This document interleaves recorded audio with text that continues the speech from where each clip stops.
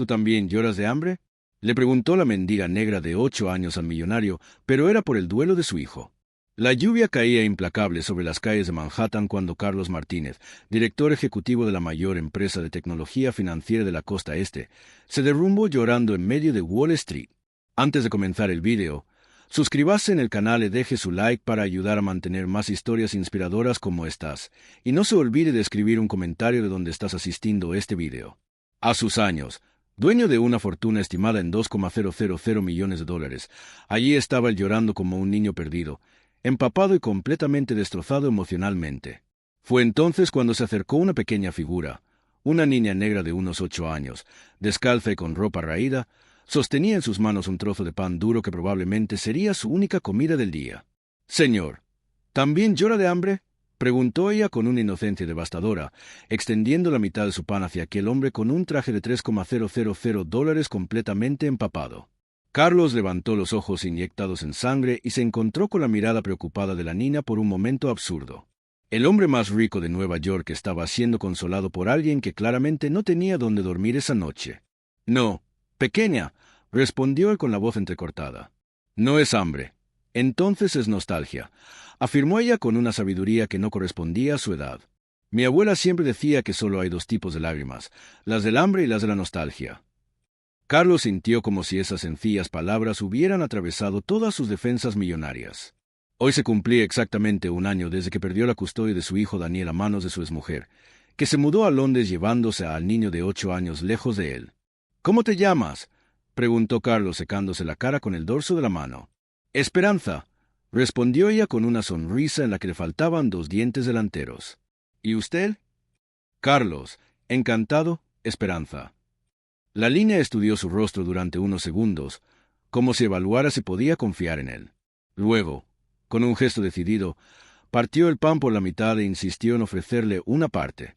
«No puedo curar tu nostalgia, pero puedo compartir mi pan», dijo ella. «La comida compartida siempre alimenta más el corazón que el estómago».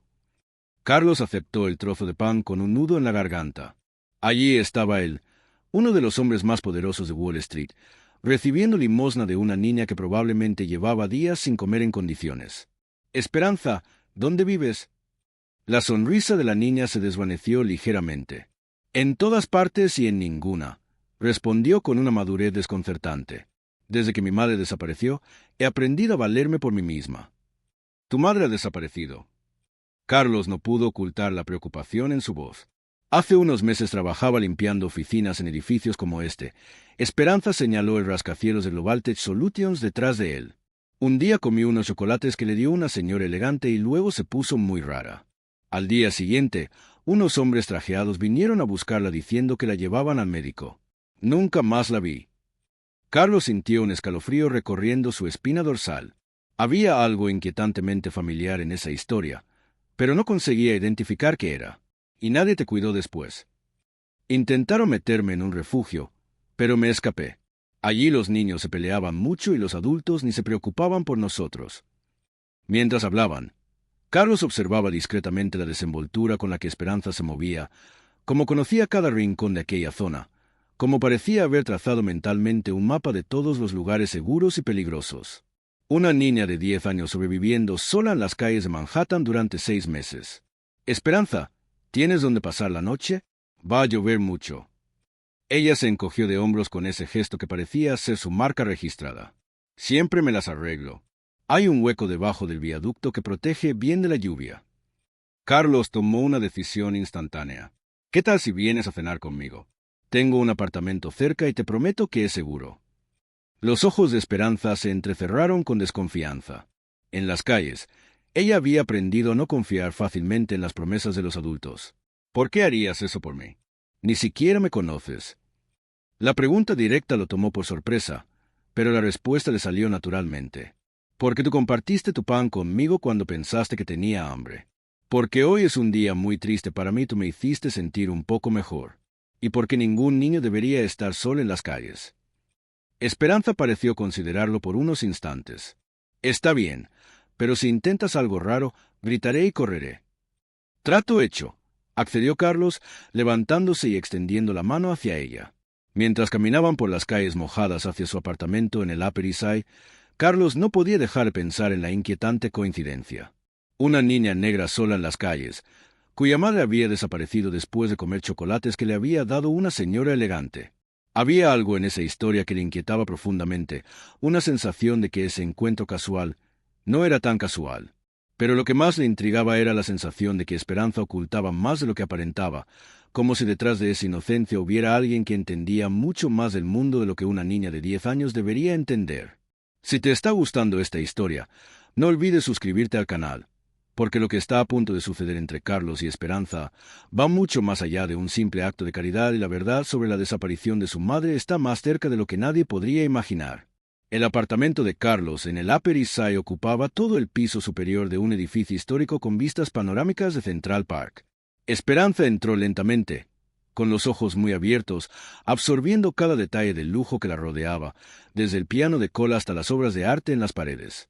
«Vaya», murmuró ella, «es como en esas películas donde viven los ricos». Carlos sonrió, pero por dentro sentía un nudo en el pecho. Toda esa riqueza no había sido suficiente para mantener a su hijo cerca. «¿Quieres darte un baño caliente mientras preparo algo para cenar?» Mientras Esperanza se bañaba, Carlos aprovechó para hacer algunas llamadas. La primera fue a su abogado privado, Roberto García, uno de los mejores penalistas de Manhattan. «Roberto, necesito una consulta urgente». «No, por teléfono. Puedes venir a mi apartamento en 1 hora». «Claro, Carlos. ¿Ha pasado algo con el caso de custodia de Daniel?» «No, es más complicado. Tiene que ver con una niña desaparecida y posiblemente con Global Tech Solutions». Hubo una pausa al otro lado de la línea. «Carlos, me estás preocupando. ¿De qué estamos hablando exactamente?» «1 hora. Roberto, y trae todo lo que pueda sobre protocolos de desaparición de niños». La segunda llamada fue para Isabel López, directora de seguridad corporativa de Global Tech Solutions. Isabel había trabajado 10 años en el FBI antes de ser reclutada por Carlos y su lealtad era incuestionable. «Isabel, necesito que me envíes discretamente la lista de todos los empleados de limpieza subcontratados de los últimos 2 años, especialmente mujeres negras entre 25 y 40 años. ¿Tiene esto que ver con alguna investigación interna?» «Quizás. Y Isabel, que esto quede entre nosotros por ahora». Cuando Esperanza salió de la ducha, vestida con un albornoz que Carlos había encontrado, parecía una niña completamente diferente, con el pelo limpio y la cara lavada. Su parecido con alguien le inquietaba, pero él no conseguía identificar con quién. «Esperanza, ¿recuerdas el nombre completo de tu madre?» «Carmen Rodríguez», respondió ella, sentándose a la mesa donde Carlos había preparado una cena sencilla. Todo el mundo en la calle la llamaba Mari. Carlos casi se atraganta con el café que estaba bebiendo. Carmen Rodríguez. Ese nombre le resultaba familiar, muy familiar. Durante sus reuniones ejecutivas mensuales, él siempre revisaba los informes de los empleados subcontratados. Había visto ese nombre recientemente. «Esperanza, ¿en qué piso de mi edificio trabajaba tu madre exactamente?» La niña frunció el ceño tratando de recordar. Ella siempre hablaba de un piso muy alto donde se celebraban reuniones importantes. Decía que a veces oía conversaciones de gente importante a través de las puertas. Carlos se quedó helado. El piso 42, donde estaba la sala de reuniones ejecutivas de Global Tech Solutions, donde solo 5 personas tenían acceso sin restricciones. Él mismo, la vicepresidenta Beatriz Herrera, el director financiero Miguel Santos, la jefa de recursos humanos Ana Torres y el asesor legal principal. Mencionó algún nombre en concreto, alguna persona que le diera los bombones. Esperanza mordisqueó pensativa el sándwich que le había preparado. Ella dijo que era una señora muy elegante, con el pelo gris, siempre recogido en un moño apretado. Llevaba unas gafas caras y siempre hablaba con todas las empleadas como si fueran niñas tontas. Carlos sintió como si le hubieran dado un puñetazo en el estómago. La descripción encajaba perfectamente con Beatriz Herrera, su vicepresidenta de 58 años, que había sido su mentora cuando fundó la empresa 15 años atrás. Beatriz, que le había ayudado a construir un imperio financiero. Beatriz, que tenía acceso total a todos los sistemas de la empresa. Esperanza, tu madre mencionó alguna vez haber oído algo específico en esas reuniones. Los ojos de la niña se entrecerraron ligeramente y por primera vez Carlos percibió una inteligencia mucho más aguda de lo que esperaba de una niña de 10 años. «Señor Carlos», dijo ella con cautela, ¿Cree usted que la señora que le dio los bombones a mi madre es la misma persona que trabaja en su empresa? La pregunta directa lo sorprendió.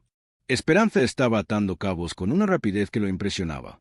«Es posible», admitió él. «Y si es cierto, descubriremos lo que realmente le pasó a tu madre». En ese momento sonó el interfono. Era Roberto García.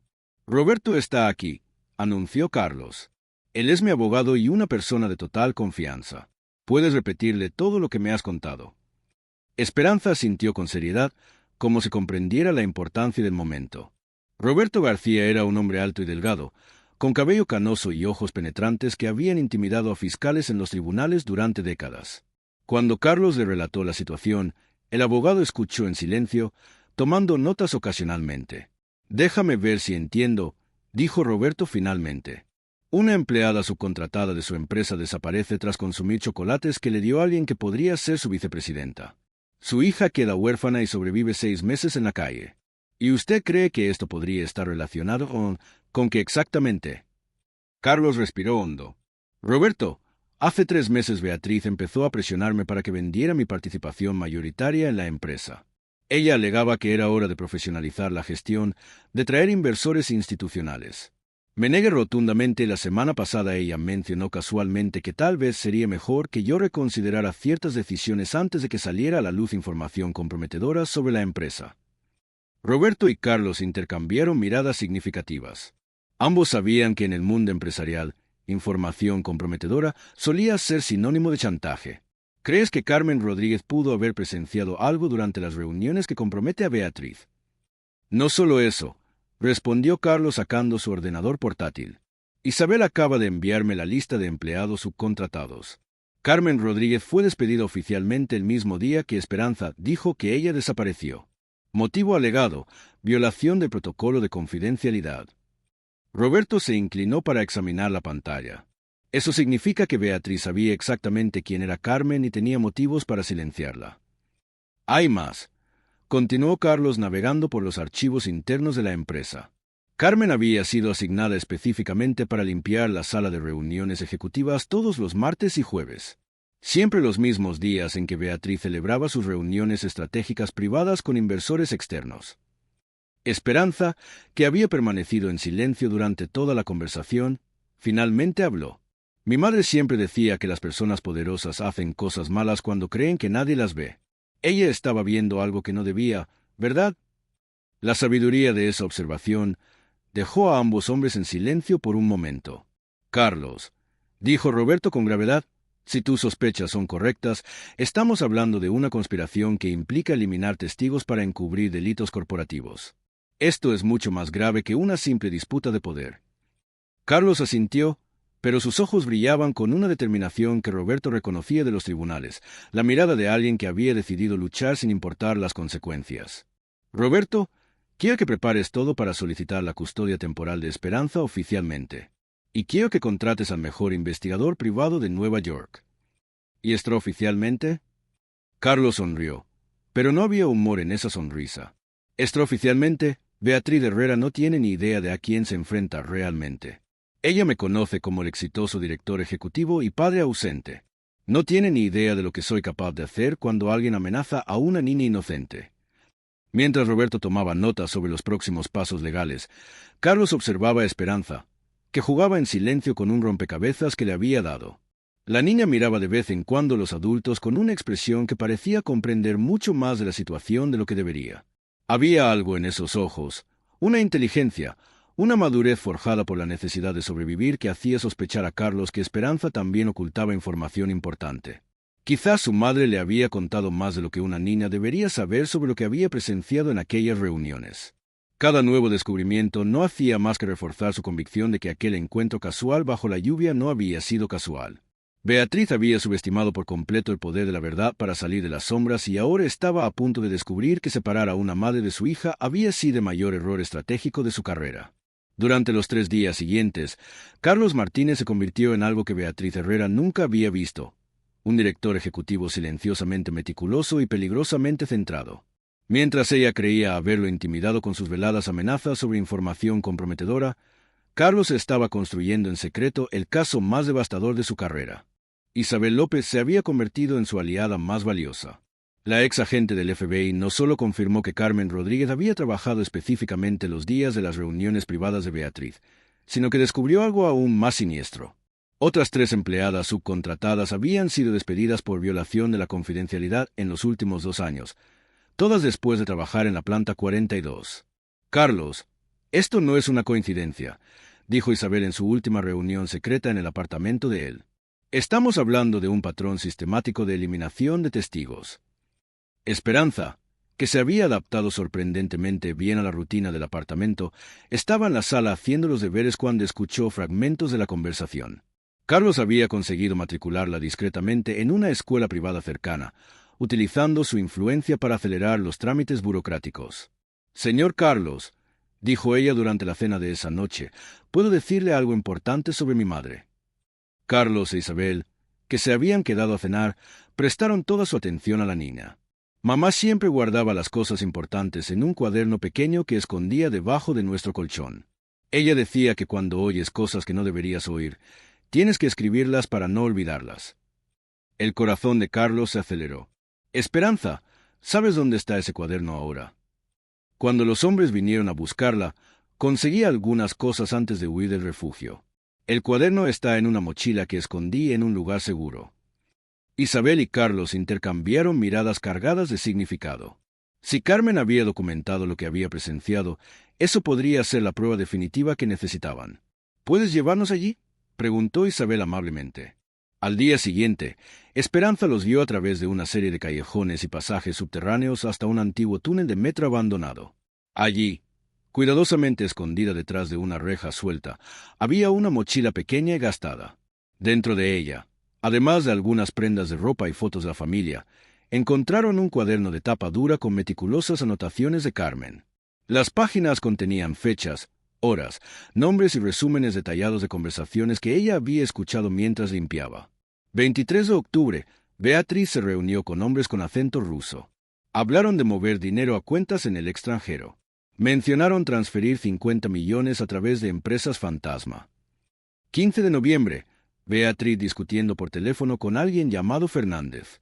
Dijo que si él no cooperaba, les pasan cosas a las personas que hablan demasiado.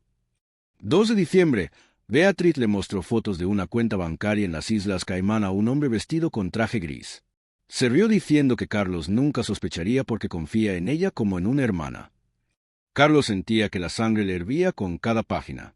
Beatriz no solo estaba tratando de obligarlo a vender la empresa, sino que estaba utilizando Global Tech Solutions como tapadera para una operación de lavado de dinero internacional. «Hay más», dijo Isabel señalando la última entrada fechada el día de la desaparición de Carmen. 15 de enero, Beatriz descubrió que escucho las conversaciones. Hoy me ofreció bombones. Dijo que eran especiales, importados. Tienen un sabor extraño, un poco amargo. Me siento mareada. Si me pasa algo, Esperanza está con la vecina de al lado. Por favor, que alguien cuide de mi niña. El silencio que siguió fue roto por la pequeña voz de Esperanza. Ella sabía que algo malo iba a pasar, ¿verdad? Carlos se arrodilló junto a la niña y le cogió las manitas. Tu madre era muy inteligente, Esperanza, y muy valiente. Lo documentó todo para que algún día la verdad saliera a la luz. Mientras tanto, Beatriz Herrera estaba cometiendo el error más arrogante de su carrera. Creyendo haber neutralizado cualquier amenaza con la desaparición de Carmen, intensificó la presión sobre Carlos, enviándole mensajes cada vez más directos sobre su intención de tomar el control de la empresa. Carlos, espero que hayas reconsiderado nuestra conversación sobre profesionalizar la gestión de Globaltex. Sería una pena que ciertas irregularidades fiscales de la empresa salieran a la luz justo cuando estamos negociando con inversores internacionales. Lo que Beatriz no sabía era que Carlos había instalado discretamente software de vigilancia en todos los sistemas de la empresa. Cada correo electrónico que ella enviaba, cada llamada que hacía desde los teléfonos de la empresa, cada acceso a los servidores quedaba registrado y se enviaba automáticamente a Isabel. Roberto García había reunido un impresionante dossier legal. Además de las pruebas de blanqueo de dinero, ahora tenían documentación sobre intento de homicidio, secuestro de menores, chantaje corporativo y conspiración criminal internacional. Carlos, esto va más allá de Beatriz, explicó Roberto durante una reunión nocturna. Las conexiones que hemos encontrado sugieren una red criminal que opera a través de varias empresas legítimas. Beatriz es solo una pieza, pero una pieza importante. ¿Cuánto tiempo necesitas para asegurarte de que cuando ataquemos ella no tenga forma de escapar? 2 días más. Tengo que coordinarlo con el FBI y con la Fiscalía Federal. Cuando lo hagamos tiene que ser perfecto. Esa noche Carlos acostó a Esperanza y le leyó un cuento antes de dormir, como era tradición. Pero esta vez ella lo sorprendió con una pregunta que lo tomó desprevenido. «Señor Carlos, cuando atrape a la mujer mala que le hizo daño a mi mamá, ¿seguirá siendo mi papá temporal?» La simple pregunta tenía un peso emocional que golpeó a Carlos como un rayo. En solo una semana, esa niña extraordinaria había llenado un vacío en su vida que ni siquiera sabía que existía. «Esperanza, si tú quieres, me encantaría ser tu padre para siempre, no solo temporalmente». La sonrisa que se dibujó en el rostro de la niña fue más brillante que todas las luces de Manhattan. Al día siguiente, Beatriz cometió su error final. Frustrada por la aparente pasividad de Carlos, convocó una reunión de emergencia del Consejo de Administración con la intención de forzar una votación para destituirlo de la presidencia de la empresa. «Necesito que todos estén presentes mañana a las 10 de la mañana», escribió ella en un correo electrónico dirigido a todos los miembros del Consejo. «Tenemos asuntos urgentes que tratar sobre el liderazgo de la empresa que no pueden posponerse más». Carlos leyó el correo electrónico con una sonrisa que Isabel describiría más tarde como absolutamente depredadora. Beatriz acababa de cavar su propia tumba al convocar precisamente la reunión que necesitaba para exponerla públicamente ante todos los testigos relevantes. «Isabel, llama a Roberto. Es hora de poner nuestro plan en marcha. ¿Y Esperanza?» «Esperanza irá al colegio mañana como de costumbre. Cuando ella regrese, todo esto habrá terminado y por fin podremos empezar a buscar a su madre». Porque Carlos estaba seguro de que Carmen Rodríguez estaba viva en algún lugar. Beatriz era demasiado calculadora como para cometer un asesinato cuando el internamiento forzoso en una clínica psiquiátrica era una solución más limpia y controlable. Mientras Beatriz dormía plácidamente en su ático, creyendo que al día siguiente finalmente tomaría el control total de Global Tech Solutions, Carlos permanecía despierto ultimando los últimos detalles de una venganza que se serviría con la precisión quirúrgica de un bisturí y la fuerza devastadora de un tsunami. Durante 15 años, Beatriz había subestimado a Carlos viéndolo como un joven brillante pero ingenuo que dependía de su orientación. Ahora estaba a punto de descubrir que había creado un monstruo, no de crueldad, sino de justicia implacable, y que el precio por aterrorizar a una niña inocente se cobraría con intereses compuestos de humillación pública y destrucción total. La sala de reuniones de Global Tech Solutions nunca había sido testigo de algo tan devastador. Beatriz Herrera entró segura de sí misma a las 10 de la mañana, llevando una carpeta con documentos falsificados que utilizaría para incriminar a Carlos por irregularidades fiscales. Su plan era sencillo: forzar una moción de censura y hacerse con el control de la empresa. «Señores del Consejo», comenzó ella con su habitual voz autoritaria, «he convocado esta reunión para discutir la incompetencia de liderazgo que está poniendo en peligro a nuestra empresa». Carlos permaneció tranquilo en su silla, observando cómo Beatriz se exponía cada vez más. A su lado, Roberto García esperaba el momento exacto para actuar. «Tengo pruebas de que Carlos ha tomado decisiones cuestionables que pueden comprometer a nuestros inversores internacionales», continuó Beatriz abriendo su maletín. «Creo que es hora de un cambio de liderazgo». Fue entonces cuando Carlos se levantó lentamente. «Beatriz, qué interesante que menciones a los inversores internacionales, especialmente teniendo en cuenta tus reuniones secretas con organizaciones criminales rusas». El rostro de Beatriz palideció al instante. «¿De qué estás hablando?» Carlos hizo un gesto a Roberto que activó un proyector. En la pantalla apareció la primera página del cuaderno de Carmen Rodríguez con una letra clara que documentaba las conversaciones sobre lavado de dinero. «Esta es la letra de Carmen Rodríguez, la empleada subcontratada que eliminaste porque ella escuchó demasiado», dijo Carlos con una frialdad que hizo retroceder a Beatriz. «Eso es ridículo. Yo nunca...» 23 de octubre, leyó Carlos en voz alta. Beatriz se reunió con hombres con acento ruso. Hablaron de mover 50 millones a través de empresas fantasma. Los demás miembros del consejo intercambiaron miradas de conmoción. Beatriz intentó recomponerse, pero le temblaba la voz. «Cualquiera puede falsificar notas». Roberto sonrió con aire depredador. «Por eso hemos traído las grabaciones». El audio llenó la sala. La inconfundible voz de Beatriz discutiendo transferencias bancarias ilegales, amenazando a testigos y planeando utilizar Global Tech Solutions como tapadera para operaciones criminales internacionales. «Imposible. ¿Cómo lo han conseguido?» Isabel López, nuestra directora de seguridad, instaló sistemas de vigilancia en toda la empresa hace una semana, explicó Carlos con calma. Se ha registrado cada llamada, cada correo electrónico, cada acceso a los servidores. Beatriz miró desesperadamente alrededor de la mesa, pero solo encontró rostros horrorizados de los consejeros. No lo entienden. Yo construí esta empresa junto con Carlos. Has construido una trama criminal utilizando mi empresa, la corrigió Carlos. Y cuando Carmen Rodríguez lo descubrió, la envenenaste y la internaste en una clínica psiquiátrica con una identidad falsa. La puerta se abrió y 2 agentes federales entraron en la sala. Beatriz Herrera está detenida por conspiración, blanqueo de dinero, intento de homicidio y secuestro de menor. Beatriz intentó correr, pero tropezó con su propia arrogancia y cayó sobre la mesa de reuniones. Carlos, por favor, podemos resolver esto. Yo te enseñé todo.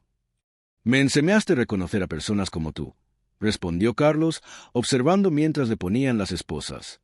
Y me enseñaste que a veces la justicia necesita un poco de ayuda. Mientras Beatriz era arrastrada por los pasillos gritando que era inocente, Carlos se volvió hacia los consejeros en silencio.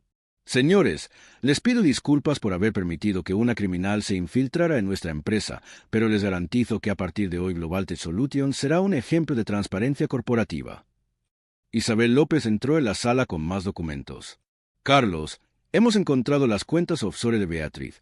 2.300 millones de dólares en transacciones ilegales en los últimos 5 años. El silencio en la sala era ensordecedor. Beatriz Herrera, la respetada matriarca de los negocios de Manhattan, acababa de ser expuesta como una de las mayores delincuentes financieras de la década. ¿Y Carmen Rodríguez? Preguntó Carlos. Ya tenemos la ubicación de la clínica. La operación de rescate está programada para esta tarde. Carlos sonrió por primera vez en días. Esperanza recuperaría a su madre. Beatriz lo perdería todo: su fortuna, su reputación, su libertad. Y él había aprendido que subestimar a un padre desesperado por obtener justicia era el error más caro que cualquier criminal podía cometer.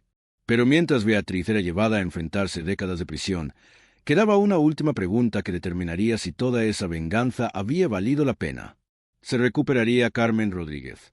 La clínica psiquiátrica Riverside estaba ubicada a 2 horas de Manhattan, escondida entre bosques para mantener la privacidad de sus pacientes. Cuando Carlos, Isabel y los agentes federales llegaron esa tarde, el director médico, Dr. Harrison, intentó bloquear la entrada alegando protocolos de confidencialidad. Dr. Harrison, dijo Roberto García mostrando una orden judicial, tenemos autorización para inspeccionar los registros de todos los pacientes ingresados en los últimos 6 meses sin documentación familiar adecuada. El rostro del doctor se descompuso. En pocos minutos, los archivos revelaron la verdad. Carmen Rodríguez había sido ingresada bajo el nombre falso de María González, diagnosticada con psicosis aguda y mantenida sedada con medicamentos innecesarios durante meses. Cuando encontraron la habitación, Carlos tuvo que contener las lágrimas. Carmen yacía en una cama pequeña, delgada y pálida, pero sus ojos conservaban esa misma inteligencia despierta que había visto en Esperanza. «Carmen», susurró Isabel acercándose, «venimos a llevarla a casa. Su hija Esperanza la está esperando». Los ojos de Carmen se llenaron de lágrimas al escuchar el nombre de su hija. «Esperanza, ¿está bien? ¿Dónde ha estado todo este tiempo?» «Con alguien que la cuida mucho», respondió Carlos tomándole la mano, «y que ha estado buscándola desde el momento en que la conoció». El apartamento de Carlos se había transformado completamente.